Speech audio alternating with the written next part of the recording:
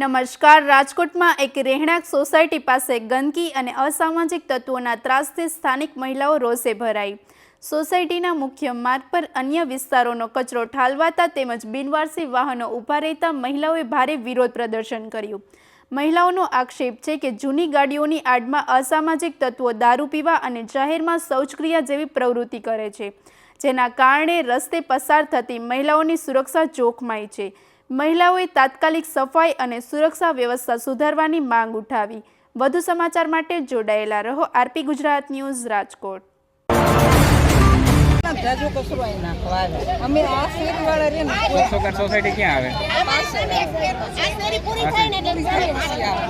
કચરો બધા ઈ જ નાખી દે. આ શેરીવાળા અમે સાફ કરીને બધા બગાડે. અમારા પાસે અમે બધું બંધ કરી કાંઈ કરવાનું કોઈને બારું નથી નીકળવાનું. અહીંયા હલાતું નથી.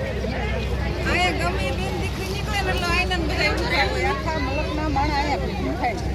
શું એક્ટિવિટી અહીંયા શું કાર્ય કરે છે? અમારી ઉંમરના સાઈન કોઈ નથી. દારૂ પીવા પછી નેપાળી છે એ બધા ન્યાય સાયકલ લઈ લઈને ઊભા હોય, બાથરૂમ કરવા ઊભા હોય.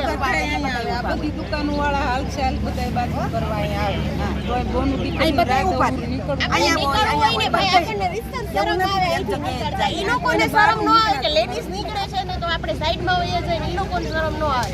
પણ એનું કારણ એક જ છે કે આ ગાડી પડી છે એટલે એની આડતમાં ઈ લોકો બધા વયા જાય. મિત્રો સાંભળો છો ને તમે કઈ કઈ રીતે લેડીઝને પ્રોબ્લેમ થાય છે કે જે આ સોસાયટીનો મેઇન રસ્તો છે અને આ જે બિનવારસો ગાડીઓ છે એના હિસાબે લોકોને આ પ્રોબ્લેમ થાય ફેસ કરવો પડે છે.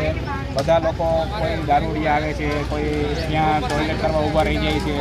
તો મહેરબાની કરીને જે પણની ગાડી છે એ પ્લીઝ અહીંયા ના રાખે અને આ સોસાયટીને સપોર્ટ કરે. અને આજુબાજુની જે સોસાયટી છે જે કચરો નાખે છે એને પણ રિક્વેસ્ટ છે કે તમે અહીંયા કચરો ન નાખો, તમારી ઘરે ગાડી આવે છે, ના આવતી હોય તો કમ્પ્લેન કરો તમે આરએમપી.